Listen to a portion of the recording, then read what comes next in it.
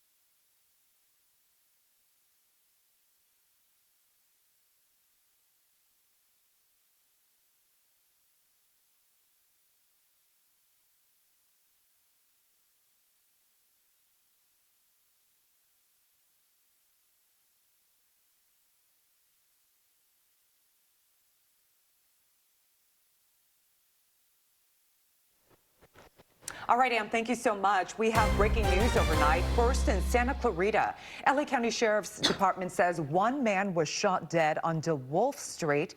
This happened last night, just before midnight. We are still gathering suspect information and exactly what happened.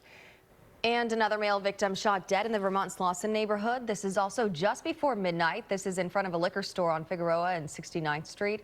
LAPD says the victim approached the passenger side of a vehicle and then was fatally shot. The suspect then fled. Police there also working to find out who did this and exactly what happened. Well, developing today, federal funding for food benefits has been cut off. Almost 3 million people across Southern California will be impacted. Now, just yesterday, 2 federal judges in 2 states ordered the Trump administration to unlock emergency reserves for SNAP. That's the federal program that funds CalFresh and other food benefits for people with low incomes. But the rulings remain in limbo, as President Trump says the ruling is not final. What we need to look at is whether these temporary restraining orders, or in one case, almost granting the temporary restraining order, whether or not they're paused while the cases are appealed, that could mean people will not get benefits, at least for a temporary period of time. President Trump responded to the rulings, saying he does not want Americans to go hungry, but also would not commit to releasing funds. Even if the rulings stand, one Democratic governor said it could be at least 10 days before the funds are restored. Now, these 2 men are facing federal charges for a scary string of alleged follow-home robberies. Elijah Potts and Devin Thomas are accused in 6 robberies between August 31st and September 19th, including this incident in Sherman Oaks, where investigators say the men followed a family home from the Westfield Fashion Square Mall, then robbed a father at gunpoint as he took his 10-month-old child out of his car. The suspects are facing federal robbery and gun charges.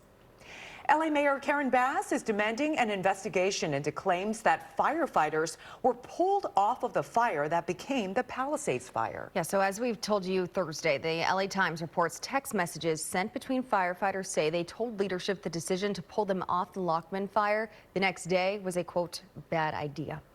This is video of that first fire, the Lockman fire, igniting on January 1st in the hills above Pacific Palisades. The Times quotes a second firefighter text as saying the ground was still smoldering and rocks remained hot to the touch. Federal investigators say the Lockman fire continued to smolder underground for a week until hurricane-force winds on January 7th reignited those flames and became the Palisades fire. In a letter sent by Mayor Bass to interim LAFD Chief Ronnie Villanueva, Bass claims the LA Times report, quote, tremendously alarming, and she tells Villanueva, I am requesting that you thoroughly investigate this week's report regarding the Lockman fire. Well, the Dodgers still in. What a Hanging night on it a thread. was. I know, right? The boys in blue fought hard to force a Game 7 in the World Series, taking it to the third inning. Dodgers up 1-0. Bases loaded for Mookie Betts. He singles to score a pair of runs. LA leads 3-0 at this point, but Toronto made one last push in the bottom of the ninth. 2 on, 1 out. A line drive to left. Kike Hernandez makes the catch and throws back to second to get the double play. Dodgers force a Game 7, winning by a score of 3-1. And our Darren Haynes was in Toronto with more on that unbelievable ending. All right, so here we go. A decisive Game 7 in the World Series. The Dodgers picking up the win over the Toronto Blue Jays in Game 6. And one thing about these Dodgers, when their backs are against the wall, they find a way to rise to the occasion. And now they're just on the doorstep of winning back-to-back World Series titles. I mean, it just gave us another game. I mean, we can't really roll anything into another game. That team over there is really good, and so we know they're going to come out ready to go. But we should be ready to go to as well. Yeah, it's everything. That's why we're here. You know, it was all hands on deck today. And Mookie came up with a huge hit.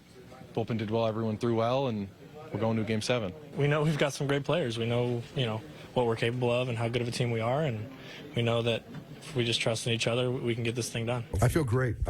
John.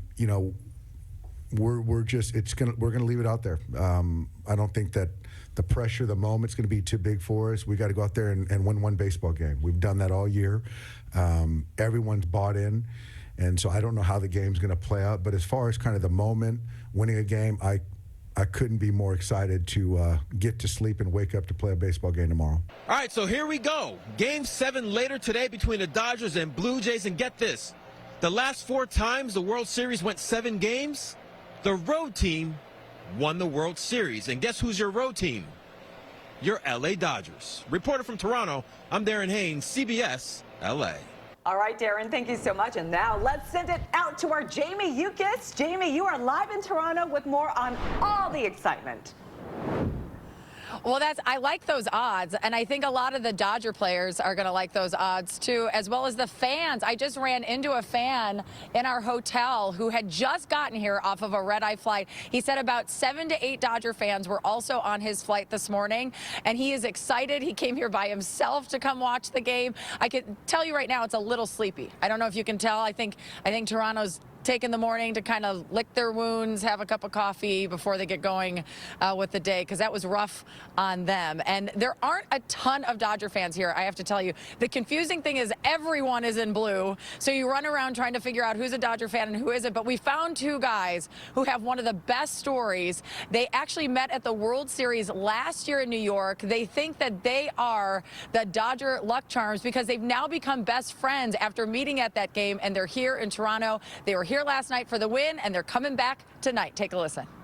But yeah, we met in Game 5 of the World Series at Yankee Stadium after we took it all, and partying on the subway in New York City, taking tequila swigs and celebrating the World Series championship. And that's our plan tomorrow, taking tequila swigs. We want a taste of more, and that's why we flew over here, and we're going to take it in 7. Dodgers in 7. Let's go.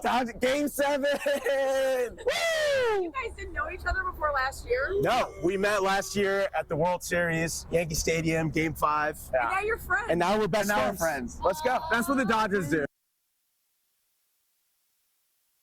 It's not the quantity of fans here, it's the quality, and they're all like that. Everyone's so excited that we met. A lot of season ticket holders have showed up here. A lot of them had gone to Japan internationally to see the start of the season. They now want to see a World Series Game 7 win here in Toronto tonight. Guys, the only thing I will tell you is it is very cold. So if anybody in Los Angeles is about to board a flight to get out here, please remember your jacket. It's 38 degrees right now, but of course, while it's cold out here, it's warm in our hearts, and we're excited and pumped up for the game tonight. Rachel and Amanda, back to you. Jamie, I love those boys. Yeah.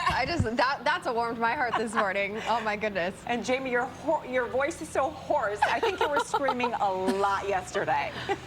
Well, it was an emotional roller coaster, I got to be honest with you. We're screaming, we're like anxious. It was all the emotion. So yes, I'm worried I'm not going to have a voice by the end of tonight. Well, you've been doing a great job. Because we'll be all celebrating for you. Exactly. All right, Jamie, thank you so much. All right, here it is on your screen. It all comes down to a Game 7 to decide the World Series tonight. 5 p.m. our time as usual in Toronto. Go Dodgers. And we want to know where you're going to be watching Game 7. Go to CBS LA's Facebook and Instagram pages. Tell us about your favorite Dodgers bar or watch party location. We might just show up and watch with you. All right, moving on to other news. An arson attack caught on camera. Security video shows two people setting a family's front porch on fire, then running away. This was Thursday morning in the West Adams neighborhood. We spoke with a father yesterday who said they're afraid to go home. We just moved in less than 2 months ago. It's our first home, first-time homeowners. Physically, we're okay and we're safe, but mentally in a pretty rough spot right now. Now he says he has no idea why anyone would do this. For now, the family is staying with relatives. The Pasadena Humane Society recently became a haven for hamsters. Dozens are now up for adoption after 94 animals were picked up from an overwhelmed caregiver in the Arcadia area. In total, 31 mice and 63 hamsters are being cared for by the Humane Society, where leaders say it's easy to become overwhelmed by rodents. Hamsters and mice tend to reproduce very quickly, so the gestation period is very short, so a couple can very quickly turn into dozens, possibly hundreds. A few are pregnant now, but all animals have been separated and seen by a vet. 6:10 on your Saturday morning. Coming up, an update to this